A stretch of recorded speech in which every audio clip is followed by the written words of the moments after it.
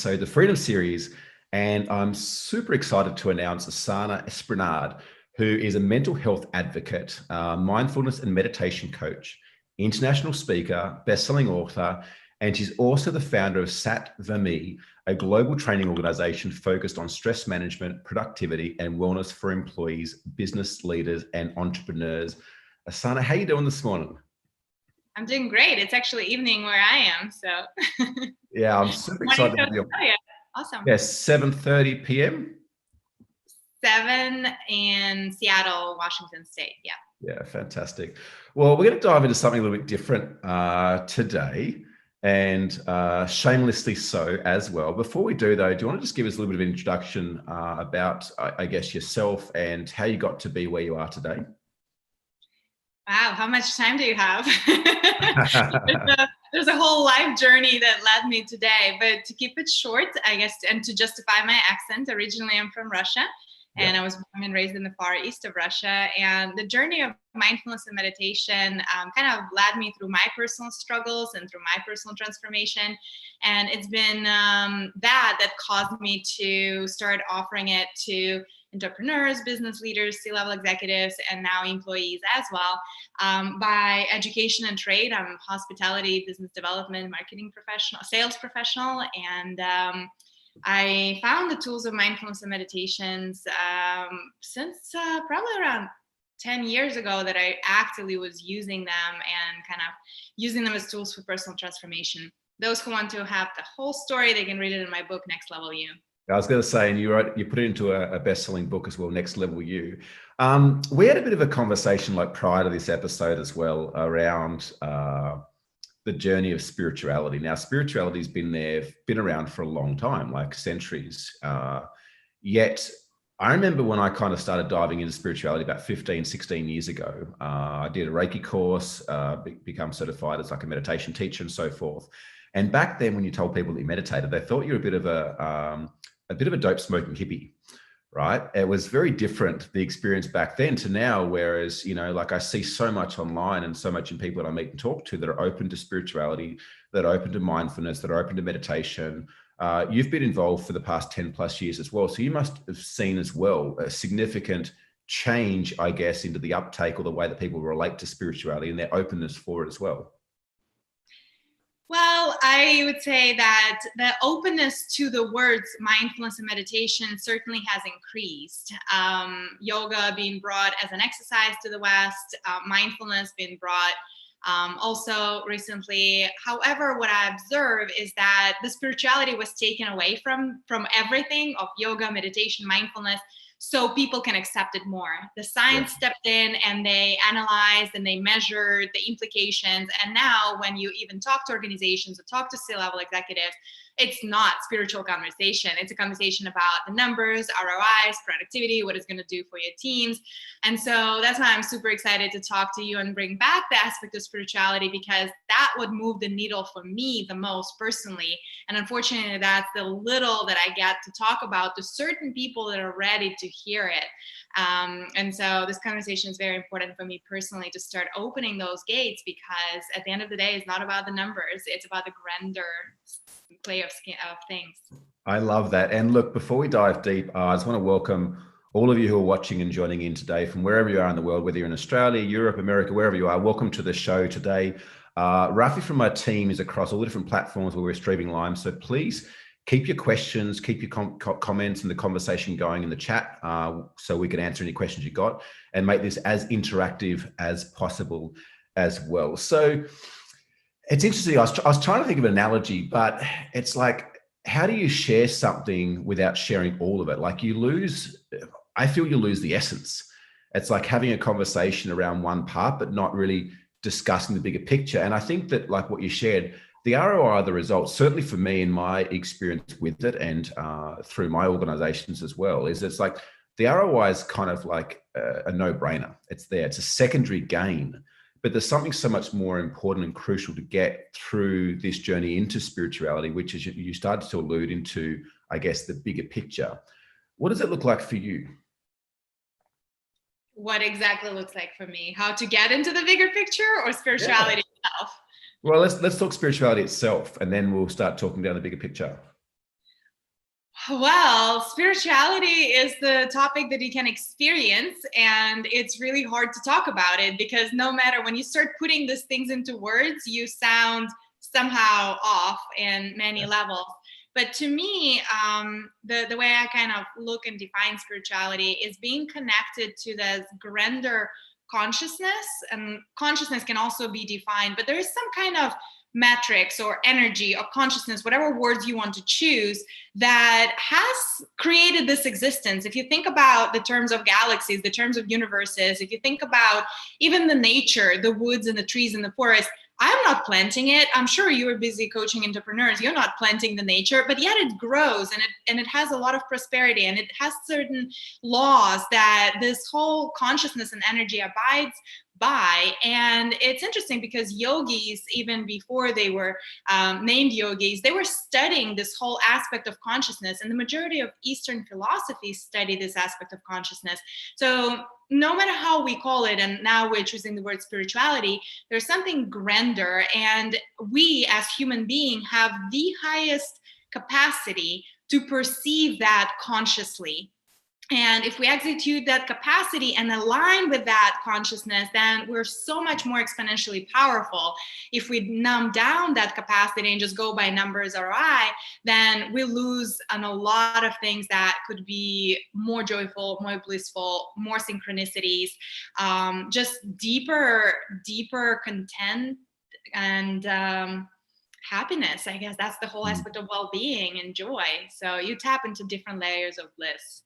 Yeah, I'd love us. I like the direction and what you started to share, and I want to land this, I guess, through this episode for the entrepreneurs that are watching. It's like, oh, this is all well and good, but how does it help me to grow my business? And I want to get there. So if that's what you're thinking right now, like I want us to get there. Before we do though, like I remember when I first started diving into spirituality, I had some pretty crazy things happen. Sort of the crazy things that you couldn't explain, and if you did try to explain to people, people just would have like locked you up in a mental asylum. Yet I had actual experiences of these so-called crazy things that helped to start awakening me in ways that I never back then would have thought possible. But I also remember like there was parts of me trying to logicalize the experience that I was having. And I'd start to ask myself questions. It's like, let's look at the chicken and the egg, right? Like what came first? That's a very basic thing that you might have heard people say before. But when we think about that, like what did come first? Like how could you possibly have an egg without having a chicken? And how could you have a chicken without having an egg?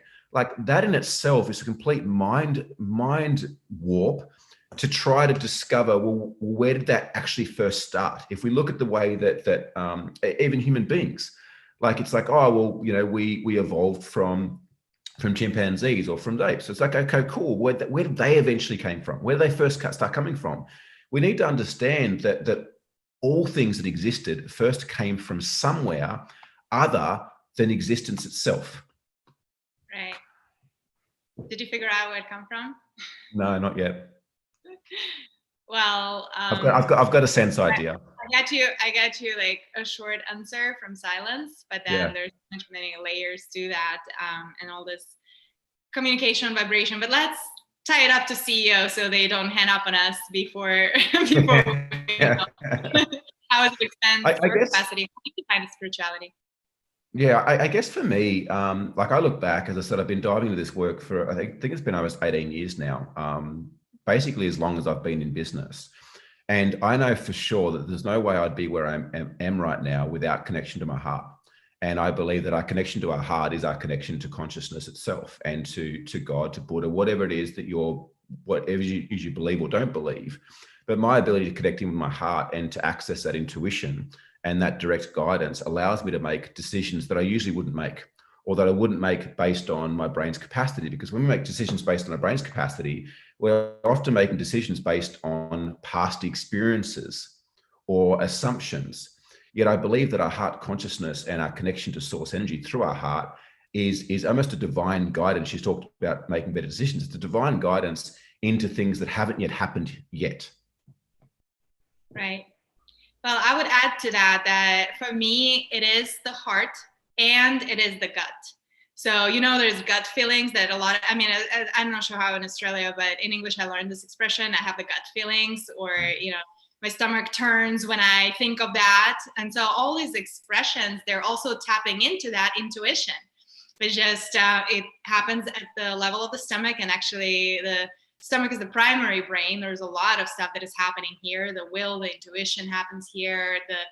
Even the secretion, the hormonal secretion happens a lot here. Then we have the heart center that we kind of close down, especially in our community and society, that we try to shed away from emotions in business because we want to justify everything, but that's really how we really make decisions. And then our brain, which is an antenna for intuition as well, it's just how you use that antenna. Is that mind ruling you, or you're ruling the mind? So it's there's a lot to train and experience. Yeah. I think, like when we're born and when we're formed, it's like we're formed in our mother's womb, starting from the heart. It's not from the brain. The heart comes on board before the brain. So to me, nature, like I've always been a studier of nature and human psychology and human behavior. And I think that nature has a lot of clues into the way that we could be living a more fulfilling life and a more prosperous life. And if we look at how like the fetal child is created or grown or come into conception, it starts from the heart, not from the brain. Yet, when we're born as children, like you look at children, that they have this sense of nature about them. They're naturally happy and naturally joyful, and they almost know things that they haven't yet been taught. Yet something happens through growing up and in society where we're taught to use our brains, we're taught to use our logic, we're taught to, access information from this. And I feel that our connection with our heart, with our gut is lost in that process. Yet I feel that's where our greatest gift is. Now, whether it's through government bodies trying to suppress us and that power and the uniqueness we have, that's a whole another conversation. But for me, that has been, a coming home, is first of all learning about this and actively, using it and building on it every day of my life, the past 18 years to now, where if I feel something, even if it doesn't make sense, I just trust it. I trust it and know that what's on the other side is happening for me, not to me. Right. It's certainly a practice. I share a similar experience to yours, that, and I feel that looking at my journey backwards, it's really that societal conditioning that I speak about to entrepreneurs and actually everybody who wants to discover this subject. So we get conditioned into the systems which don't really embrace individuality. They don't embrace intuition. And before, we were living in more tribal communities. We were closer to nature. With the industrial age, with the development of technology, we got a lot of benefits, but also we got a lot more numb. We moved to our heads and we completely disregard the intelligence that's happening within the rest of the body. Yet the same intelligence makes your heart beat, makes your liver work. That's how you get energy. That's how you get your brain to work. So how can you neglect it? And if your body is screaming in agony because it's so much in pain from all the stress that we put into it, then, it's very hard to listen to your heart when your head is so loud. And so with the aspects of spirituality, if you are to even talk about how to accessing that dimension, there needs to be a lot of things to unwind backwards. And that's where the practices of mindfulness and meditation and breathing that I'm sure you've been engaged to, and I am teaching full speed, that's where it comes to place. And a lot of people, it's interesting, was today the conversation asked me like, well, I cannot meditate. Like, how should I meditate? And I said, why? Why do you want to meditate? They're like, well, for relaxation or for clearing the head. Well, go for a walk instead. Don't torture yourself with meditation, because there are deeper essence to what these tools can offer. And if you're not clear about getting there, then there might be some other tools that can get you there. But heart opening is definitely one aspect that meditation brought into my life once I started to understand it on a deeper level. Yeah. Really, really beautifully put, in a nice point. I've heard a lot of people say, oh, I can't meditate, I can't do this. And often what I find, I'm not sure if you do as well, but it's that they're trying to meditate from here, right? Because we've been so conditioned to use our brain all day, every day in what we do in terms of doing, not so much being. It's like meditation is a practice of being, not of doing.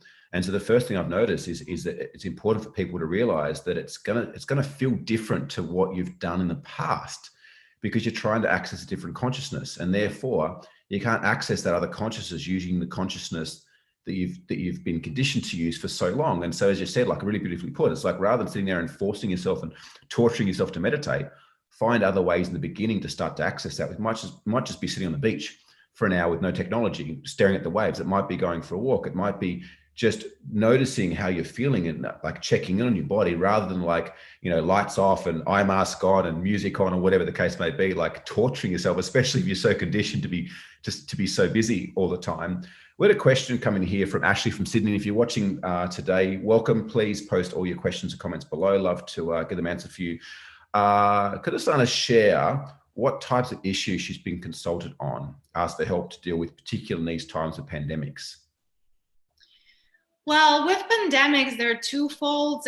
If it comes to leaders and CEOs and entrepreneurs, it's certainly one, caring for their people.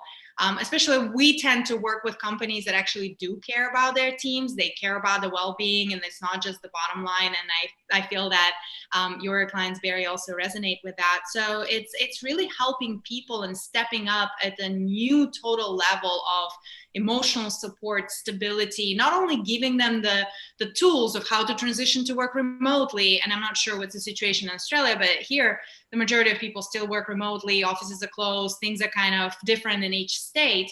But it's not only about providing that technology support and making sure that your Zoom is working and you have the computer, but really starting to create the groups and support and emotional availability to be able to talk on a human level and connect and listen and say, how are your kids? And a lot of managers, and C-level executive, they find it difficult because they're in the same situation. So for them, it's like, I am struggling myself. How do I find the capacity to extend that same help to somebody else? I'm in the same boat, right? So it's this pool of, I'm also busy, I'm also struggling, and how do I offer the support? And so I would say this is one of the biggest challenging issues. And unfortunately, more often than not, they opt out of not talking about these issues at all because it's just so overwhelming for them. And that's where we try to help a lot. And that's where there are different other outlets for people to find help right now. Yeah, great question. Great response as well. Another question here, if you could just share, have you ever been asked to help resolve some sort of money or gambling addictions? So not particular money or gambling addiction, but in general, I cured a lot of my addictions on different levels. One of my addictions, and I can speak for myself because it's kind of public information, but now it's addiction to stress. I really was addicted to stress. And it was in India when the light bulb came up from listening to Tommy Rosen. He's actually an addiction expert that uses mindfulness meditation, yoga. He has an amazing book, Recovery 2.0, highly recommend. Tommy Rosen, and I can share the name later. And it was from him, when I was listening to him, that I realized that, oh my God, I'm addicted to my emotional anxiety. I'm addicted to stress. I'm addicted to my depression because that's how I know myself. This is my identity. That's become my identity. And when that realization sinked in, then I could take steps of trying to find help, community, and practices to change that. But that's why mindfulness is a buzzword, but it's also very important because the first step to any change of any addiction, it doesn't matter what, money, gambling, sex, food, alcohol, it's the awareness that you need help. Until that moment, I thought this is normal. Being angry, frustrated, and shouting at people, that was normal. That was what I saw in my childhood a lot. And so that awareness is the first step. And then once you realize, I call it the level of fed upness. Are you fed up with how you are? Because if you are, you will take whatever it takes to change. If you're kind of like, yeah, gambling, losing money, but I'm kind of having fun, then it's going to be almost impossible to change. You need to be sick of your sickness to be able to go through this massive transition that you will need to go to change your identity, to change at the core of who you are. So I hope that helps. So it's kind of like double fold, but check out Tommy's book. It's a phenomenal book, and he's a phenomenal teacher. And he went through addiction, gambling, sex, like almost all human addiction. So it's coming from a good place. Yeah, that question response caused me to kind of reflect on my own life as well, and realize there was a lot of addictions that I've had through my life. Like weed was one of them. Addicted to cannabis. Growing up, it was a way that I could suppress my emotions or also too, like growing up, I felt that I was always on a different level than people. Like I possibly could have been diagnosed for ADD had I have gone to the doctor, because I was always just up here. And so we'd allowed me to kind of be on everyone else's level and communicate with them without darting off all over the place and my mind running wild. Stress, drama, like there's been so many different addictions. And I guess through my journey of mindfulness and spirituality and coming back into my heart, number one, it allowed that awareness to be there. It's like, hang on a second, like, is this actually what I want for my life? Is this making me happy? Is this providing me with what I want? Or is it something that I've somehow picked up along the way and I've made part of who I am? But then it also allowed me to start to shift that. And you raised an interesting point as well, is that I guess we need to have that awareness, but then there's the fed upness. How does that relate to the whole notion that often we will do more to protect or to keep, say, something that we have, like $1 million, than we would to go and make $1 million? Like I see so often in human beings, like we're far more willing to put up with a shitty relationship or, these addictions and these crappy behaviors than to break them. And I guess from my perspective, it comes from the notion that we at least know what we're getting. Even though it's not what we want, we're comfortable with having that experience. What we're not comfortable with is what we don't know. I'd love to get your kind of input or your opinion on that. Well, it's a great point that I actually was thinking in my head to kind of address, because I was like, well, they need to know this too. There's only about 3% of people on the whole spectrum of people that will move towards something just because they see that's an improvement. The rest of the 97% of people would rather keep what they have because they know it, and they would, if it's just completely meets their bare minimum of how they can exist, they're not great, but they're not horrible, then they will not do anything active or proactive to make any changes. So that's 97%.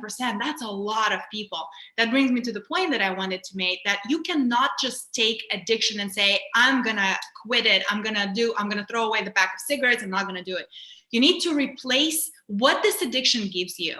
So you need to dig deeper and understand what kind of, because everything that we do is a coping mechanism. What are we getting from this addiction? And then find healthier way to get the same thing, so you can let go naturally of the addiction.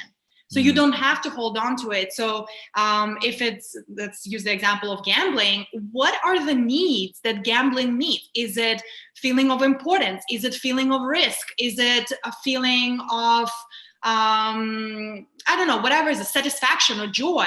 How can you get the same level of risk, satisfaction, or whatever it gives you? And it's individual for everybody. Gambling is not the same for everyone. And then go and consistently replace it and train your body to get the same kind of emotion from the healthier sources. And that's what the breathing techniques did for me, in mindfulness meditation, all the crazy practices that I've done over the years. I slowly started to replace it. But you do it consciously, as you will meet the resistance. Your body will be like, no, but I want a higher dose. So it's microdosing yourself till that habit slowly falls off. That's how I was able to stay alcohol and caffeine free for 15 months. And I was okay. After drinking like crazy. I mean, like every day, like a glass of wine, a glass of something. Yeah. Yeah, I understand the secondary gain. Do you know what it was for me? Like, I was just thinking back, like when I was heavily smoking pot, I went to a friend of mine who was in the same, this is when I first started spirituality. And I went to a friend of mine and openly shared. First of all, there was shame around it. So like not many people knew other than those that I'd do it with, right? So I shared it with someone outside of that circle that I was comfortable with. The second thing is they actually said to me, they said, like, I'm like, oh, I've got this addiction. I'm smoking pot every day. Like, I want to stop, blah, blah. They said, just enjoy it. I was like, what? They're like, just go home and like, enjoy it so much. I was like, what? And they're like, yeah, just enjoy it. And it was the strangest thing, but I went home and I enjoyed it. The next day I quit cold turkey after years. And I look back now and I was thinking to myself the other week, I was like, what is it that could create change? You said it's like 3% of people, but I believe that those 97% of people can become the 3% of people with work, because I used to be someone that like avoided things or stay with things. Now I believe I'm someone that moves towards things for the sake of them, they make me feel happy. But I honestly believe that it starts with a level of acceptance. I think that when we try to avoid, it's like, oh, I'm drinking too much. Like, oh, I shouldn't do that. It's like, that is further self-sabotage. That is further feeding this secondary gain that you just spoke about. Whereas when we can first move to the fact that like, oh, I'm an alcoholic, I can just actually accept it and be okay with it. all of a sudden our relationship with it has to start to change, because it's no longer fueling that self-sabotage and often the secondary gain that we've been getting for so long. Right. Well, acceptance, awareness, just that has to happen. That cognition of the problem has to happen on a personal level. Otherwise, everybody tells you what you should do. How many of us do what other people tell us we should do? We tell them to go somewhere else, usually. But yeah. It's a great opener for our next question from Phil from Brisbane. Speaking of being addicted to pursuing success, question for you. How does she help business owners reflect on being successful while at the same time fighting imposter syndrome? So this is an interesting one, because I went through that myself too. And I was just like, whoa, this is a new feeling. So they're different. I mean, the imposter syndrome is actually a good sign that you have orientation towards improvement. And a lot of leaders, a lot of C-level executives, entrepreneurs, CEOs, they are in those positions because they were constantly striving to improve and constantly striving to get better. So we cannot look at imposter syndrome, and I kind of really try to stay away from all kind of labels. People love this: ADD, ADHD, imposter syndrome, bipolar disorder. There is good and bad side to everything. Everything has the double side of the coin. There's darkness and light. Without light, the darkness would be irrelevant. Without darkness, the light would not be seen. So you need one and the other. And therefore, the imposter syndrome is what keeps you getting improvement. That's what keeps you keep your millions and go for another one. And so, it's kind of understanding what is messing up with your ability to be productive, but then understanding what it gives you as well, and being grateful for the things that it gives you, and implementing the tools and structures and strategies to work what it takes away from your productivity, well-being, and life in general. So it's a kind of, but understanding that there's something good that imposter syndrome gives you. Dig to that, like understand what is that. Yeah, great question, Phil. And also, I had a podcast, a live stream episode a couple of weeks ago with Alex Sharfin, who brings this actual question up and speaks. And I've never heard someone articulate it so well and get to the core, because same thing, like a lot of people are like, oh, imposter syndrome, fight it. And he's like, God, no, like it's a sign you're moving in the right direction. So check that episode out. Questions are coming in here. What book would you recommend to those who want to know more about meditation, mindfulness as applied to today's stressful settings? Oh boy, I get this question and I still don't have the book up to date, because there are just so many different books and there's so many different takes. Because I have not found that book for myself, I would recommend my book, because it gives the story. It's just a story, and then it gives the scientific kind of explanations behind it. So you kind of have the life person and you can see the journey and the feedback, because there's so much international component to it. The feedback that I got is that people can relate more. Yeah. And I talk openly about my stressors there. Right now in the COVID times, we're going to see a lot of books popping up. But what is the quality and the quantity, and from who are you listening that? As I would repeat, I haven't found the book, because different teachers have different aspects. So find someone that you believe and that you like and that you trust their message, and see if they got something. See if you can watch on YouTube, see if you can consume them and somehow, and if they got the book, then follow that. But right now, if somebody says, oh, I'm an expert on COVID, I don't know about that. We're all in such unprecedented times, and we're all struggling in so many different levels, and that we were not prepared before. So who got the patent for that? I don't know.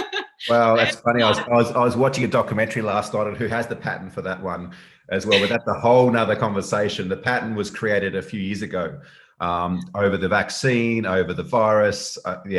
That's a whole nother rabbit hole down there. But yeah, definitely check out Next Level You. We'll put a link in the comments below so you guys can check out Oksana's book there as well. I recommend too as well, from one of my spiritual mentors. He's been one of my spiritual teachers now for about 15 years, Amasya Effendi. He's written tons of books, but two amazing books. One's Open Heart Meditation. I've had such phenomenal feedback. I've recorded a bunch of meditations from that for our members, and the feedback has just been insane. And the other one, if you want to dive a little bit more down the rabbit hole, is the book called The Real You, Beyond Forms and Lives, is another fantastic book that he's written as well. Both have been put into multiple languages too, so we'll put the links below there as well. So I guess let's bring it back to where we first. Sorry? I'm taking notes too. I'm going to read those books too. Yeah, good. Super easy reads. But what I love is you can feel, it's like, I think when you have certain conversations with people, I've got this bit of a notion that we don't learn things, we remember things, right? And I think that when we have certain conversations, parts of our spirit can realize things or remember things, and we get sense feelings. It's like, oh, there's something in this conversation, or there's some reason I've met this person. Have you ever had those experiences where you've met someone, Oksana, like, I don't know why, but there's a reason I'm supposed to meet you, and then like you find out what that reason was, and you realize how perfect they were on your path to where you're going? Yeah, I mean, if to dig into spirituality, I totally had those experiences, and I always were calling them as like deja vu. And I thought, well, maybe I think I've seen them in my dreams, and now it's coming true. And so there's always this thing. But as I study and experience the subject of spirituality and consciousness deeper, I've realized that everything in the consciousness is available at all times. That everything is in the field. The quantum physics talks about the field, right? And everything, all the information, everything that has ever happened and ever will happen is in the field. So technically, you can tap to that field in and out if you have enough sensitivity to it. So when you're having this aha moment, it means that you are aligned to something. You're tapping into that field, and not necessarily that you had that experience, but that experience has been already, and you are perceiving that with our receptors. We are that powerful to do that. And so once I started watching those instances, I was like, yeah, there's no way I would feel like I know this person. Like, there's not this lifetime, but because I know this whole field and I experienced it before, I'm like, yep, totally believe in that. Yeah. So spirituality as a CEO, where do we see this going?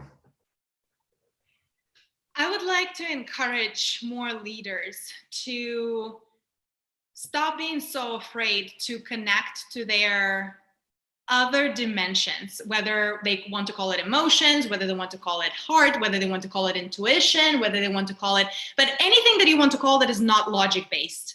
Just we have the logic, we have the intellect. And I think that all the CEOs already mastered the logic and the intellect. That's why they're where they're at, and they've made great decisions. And the next level for people at that level of those overachievers, high performance, is really start to connect what the world likes to call the soft part, the soft skills. And so the spirituality is the way to get there, is that opportunity to explore these dimensions that really, once you dip into that, that makes you able to do things in anything in life, not just the business, but the sports, your personal life, your relationships, your finance, whatever you want to put it into. Once you connect to that dimension, and I'm sure you have this experience, so it's not only the business that grows, everything expands. And when you are this better multidimensional person, you're a better CEO by default. And then you're serving others better. And there's just this grander whole starts to expand exponentially. So that's where I would love to see this happening. It just takes courage, let go of the logic, let go of understanding, like, I'm not understanding this. You can't, because it's beyond logic. It's grander than the logic. Heart is grander than the logic, like we started. Absolutely. It's funny you mentioned that. I've had a lot of CEOs and entrepreneurs approach me over probably the last 12 months, to be honest. Very successful entrepreneurs and CEOs that have achieved huge things. And all of a sudden, things just don't feel the way they used to anymore. And all of a sudden, their way of being just doesn't get them the results that it used to. It's like that they feel such resistance to this hustle and grind and a sense of doing. And what I realize is they're starting to move into this sense of awakening where they shift from a logical-led life into a heart-centered life. And there's this bit of a transition that they're going through. And it's not necessarily even something that they've chosen consciously to step into, but something that has come upon them, to where they realize that the way that they've ran their company for a long period of time, they just can't run it anymore that way. And what I've noticed is having to kind of work with them and guide them and coach them around being able to run their companies from that heart-centeredness place where they're relying more on intuition. They're relying more on building their culture and building a sense of connection and love and energy in their organization, as opposed to like structure and accountability and like KPIs and stuff like that. But the one thing I've noticed is that their results have improved exponentially, right? Letting go of a lot of the way that they've known, letting go a lot of the control and the structure, and relying more, I guess, on the connection and the intuition and the energy and being led by sense feeling rather than by, business plans and KPIs. Have you noticed anything else like that as well? Absolutely. And especially in times of pandemic like we're living in right now, what aspect of spirituality, and once you start go that direction adds you, is infinite adaptability and flexibility. You're no longer rigid. Logic is rigid. It's black and white. With a component of spirituality, you have infinite adaptability. So whatever life throws at you, and as we can see, it can throw a lot, you just stay in that balance. You are fluid. You're like water. You cannot be broken. And so with that opens up an opportunity to do things differently, to change your mind. People don't like to change their mind. I change my mind all the time now. And that is what makes me flexible, adaptable, and more versatile in the conditions like that, because we don't know what's going to happen tomorrow. So if I'm locking in myself into something, and I'm not able to reverse because I feel shame and guilt because of that, then you're stuck. Yeah. You're not addressing the need of the hour. You're not being relevant to the world. Flexibility right now is the highest currency, because you can kind of go through what is happening at a totally new level. And it's interesting. And what I've noticed, and it's the only people that I work with private coaching, because I have such limited availability, I only take successful people that already achieved financial success, and they have that disturbance. They don't know what it is, but it's just not fulfilling. It's like, I've done everything that society told me. I have my millions, I have my companies, I got married, I got my education, I have my fancy cars, and I'm still not feeling like this is fulfilling me to the full capacity. So I'll only take people then, because it's a kind of like they start going and progressing much faster, because then they're open. Receiving this whole component of spirituality. A lot of people until then, it's either sickness or some kind of trauma or immense success that brings those awakenings. It's really three of those usually. You don't, or sometimes you can just sit on the bench and get it, but very little percent of people. Yeah, nicely put. I remember when I first started coaching many years ago, I would try to coach people from that place, and some were open to it, and they're like, yeah, and within a month or so, they were reaping the rewards from that. Others were resistant, like, no, I'm just here to make more money, have more time. I'm like, okay. And I would work with them to make more money, have more time, knowing that they would end up more lost than when they first started, but then they'd be open. Then they'd be open to going, okay, let's do it your way now, Barry, because I've kind of got the money, but I'm still not really feeling like I thought it would feel. I wanted to say too, for the people that are watching, like when we refer to spirituality does not have to be religious. Like spirituality could be whatever it is for you. It could be God, it could be Buddha, it could be Allah, or it could just be energy. Like it could just be source energy, like tapping into source energy. The feeling that you get when you walk through nature is very different than the feeling you get walking through the mall. So just, I guess this is not a religious conversation per se, but more so one to, I guess, open you up to different opportunities or things that you might not yet be aware of. Comment here from Isaac. It's a great insight on imposter syndrome and how it can relate to success as well. I remember meeting with my spiritual teacher I flew back to Australia in March, met with him in April, and I was like, pandemic, all this stuff's going on. I got a lot of clients that are being affected. Any insights into this? And he said, Barry, he said, this is part of life and part of the world. And he's like, the longer that we go on, the more that these shifts and changes have to happen. He's like, but in saying that too, he's like, if you are connected with your heart and with true source and source energy, he said, you'll see that there's as many opportunities now, if not more, than without a pandemic. He's like, it's just a matter of whether or not you're open to seeing them or whether you're caught up in the drama and the busyness of what's happening. And that's not to disregard that there's not crazy, shitty things happening, people dying, people getting sick, people losing their jobs. Like, I'm compassionate for all that. And I get that. I've had people die on me. I've lost jobs in the past as well. But, fear prevents us from being able to make decisions.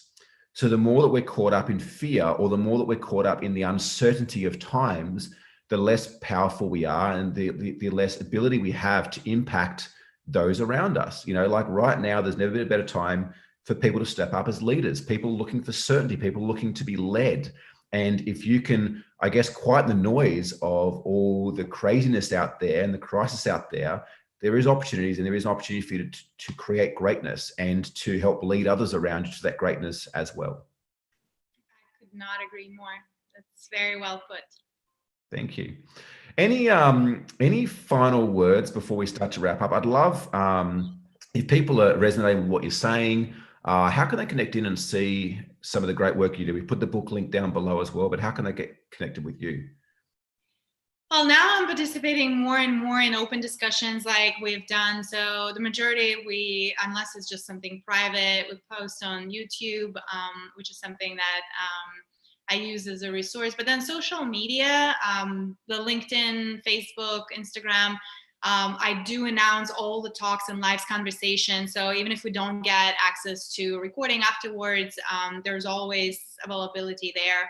And then checking out the website, SattvaMe. These are for the companies.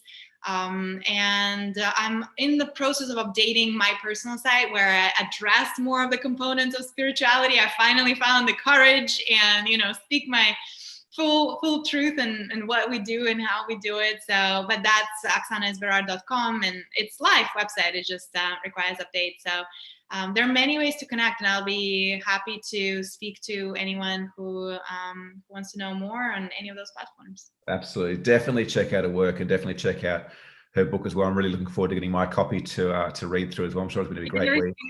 It's across the oceans. Yeah, it's on its way. And look, if you are an entrepreneur wanting to build a great business, a purpose-driven business that can work without you, please get a copy of my book as well, The Path to Freedom.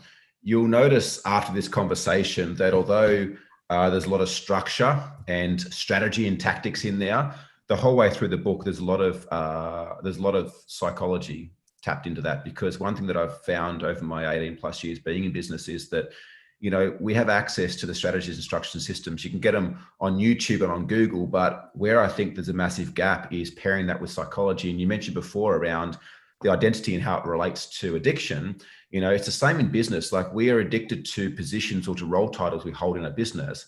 And what stops a lot of business owners from exiting their business or building great businesses is being too controlling over any one or multiple situations or parts in their business. And so something that I address quite heavily through this is not just the steps, but the psychology and the shifts that we need to make in the way that we identify with ourselves to actually build a business that can work without us. Because I believe as entrepreneurs, it's our responsibility to build businesses that work without us, because until we do, we have a job. And if we can build a business that works without us, we have the ability to scale that business and to impact and help a lot more people. And so if any of that resonates with you, please grab a copy of my book as well. It will honestly change your life and change the way that you do business. I've put a lot of work into this space for the last 18 years. And my next book is going to start to heavily touch a lot more onto that spiritual aspect, which we spoke about today too, because I believe that's the biggest shift that we can make as business owners moving into this 21st century, is to really own who we are and where we've come from, and to have that expressed through our businesses as well. All right. Well, your idea of the book inspired this conversation, so I'm looking forward to reading that as well as your current book. Yeah, absolutely. Thank you. And look, thank you so much to each and every one of you guys that joined in today, whether you've been live or you've watched the replay. Please keep the questions and comments below. If this has resonated with you, I'd ask, to share it, share it across your feed, share it across to people that you think need to hear this message as well, because, we are in challenging times, but we're not just here putting on this fake act of positivity. Like great things are happening for both of our lives and for the people that we're connected with, because I guess of everything we spoke about today as well. And so, I invite you to do your bit and maybe share this across your feed too. Start a watch party, tag someone who needs to read it as well. And equally too, reach out to either of us to get further insights or clarity or any questions that you might have. Oksana, so grateful to have you on the show today. It's been a really incredible conversation. I look forward to continue to see the comments and the feedback come in from the guests as well. That went by so fast. I think we need eternity to talk about spirituality. At least, yeah. Maybe we can jump back on and have another call at some time in the very near Grateful. future. Thank you for inviting me over. Yeah, so grateful to have you.